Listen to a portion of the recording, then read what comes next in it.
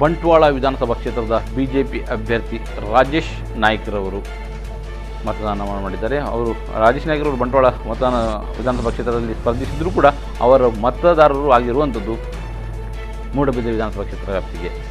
So ಅವರು ತಾನು ಸ್ಪರ್ಧಿಸಿದ್ದರೂ ಕೂಡ ತನಗೆ ಮತ ಹಾಕುವ ಸ್ಥಿತಿಯಲ್ಲಿ ಇಲ್ಲ. ಅವರು ರಾಜೇಶ್ ನಾಯ್ಕರವರು ಮತದಾನದ ಬಳಿಕ ವಿವಿಧ ಬೂತ್ಗಳಿಗೆ ತೆರಳಿ ತಮ್ಮ ಪಕ್ಷದ ಕಾರ್ಯಕರ್ತರಿಗೆ ಮತ್ತು ಬೂತಿನ ಏಜೆಂಟರಿಗೆ ಮಾಹಿತಿಯನ್ನು ನೀಡ್ತಾ ಇದ್ದಾರೆ ಅಥವಾ ಅವರಿಂದ ಮಾಹಿತಿಯನ್ನು ಸಂಗ್ರಹಿಸ್ತಾ ಇದ್ದಾರೆ. ಹಸನ್ಮುಖಿಯಾಗಿರುವ ರಾಜೇಶ್ ನಾಯ್ಕರವರು ನಾವು ಕಾಣ್ತಾ ಇದ್ದೇವೆ. ರಾಜೇಶ್ ನಾಯ್ಕರವರು ಬಂಟ್ವಾಳ ವಿಧಾನಸಭಾ ಕ್ಷೇತ್ರದಲ್ಲಿ ಕಳೆದ ಬಾರಿ ಕೂಡ ಸ್ಪರ್ಧೆಯಲ್ಲಿದ್ದರು. ಕಡಿಮೆ ಅಂತರದಲ್ಲಿ ಸೋಲನ್ನು ಅನುಭವಿಸಿದರು. ಮತದಾನ ಪ್ರಾರಂಭವಾಗಿದೆ.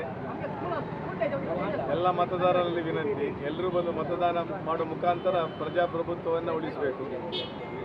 ನಾನು ನನ್ನ ಮತದಾನವನ್ನು ಬೆಳಿಗ್ಗೆ 7 ಗಂಟೆಗೆ ನನ್ನ ಕ್ಷೇತ್ರವಾದ ಮಂಗಳೂರು ಉತ್ತರದ ಎಡಪದವಿನಲ್ಲಿ ಮತದಾನ ಮಾಡಿ ಬಂದಿದ್ದೇನೆ.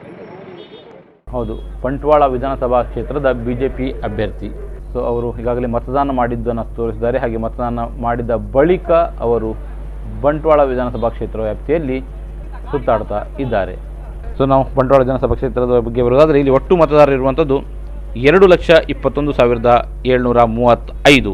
ಅದರಲ್ಲಿ ಪುರುಷರ ಸಂಖ್ಯೆ 1,09,537. ಹಾಗೆ ಮಹಿಳಾ ಮತದಾರರು ಇರುವುದು 1,12,192. ಅಂದರೆ ಪುರುಷರಿಗೆ ಮತ್ತು ಮಹಿಳೆಯರಿಗೆ ಹೋಲಿಸಿದರೆ ಮಹಿಳೆಯರ ಸಂಖ್ಯೆ ಹೆಚ್ಚಿದೆ. ಎಲ್ಲ ಮತಕ್ಷೇತ್ರಗಳಲ್ಲೂ ಕೂಡ ಮಹಿಳಾ ಮತದಾರರ ಸಂಖ್ಯೆ ದೊಡ್ಡ ಪ್ರಮಾಣದಲ್ಲಿ ಇದೆ. ಅದು ಪುರುಷರಿಗಿಂತ ಈಗ ನಾವು ಬಂಟ್ವಾಳ ವಿಧಾನಸಭಾ ಕ್ಷೇತ್ರದ ವ್ಯಾಪ್ತಿಯಲ್ಲಿ ಸುಮಾರು 3,000ದಷ್ಟು ಮಹಿಳಾ ಮತದಾರರು ಹೆಚ್ಚಿನ ಸಂಖ್ಯೆಯಲ್ಲಿ ಇದ್ದಾರೆ.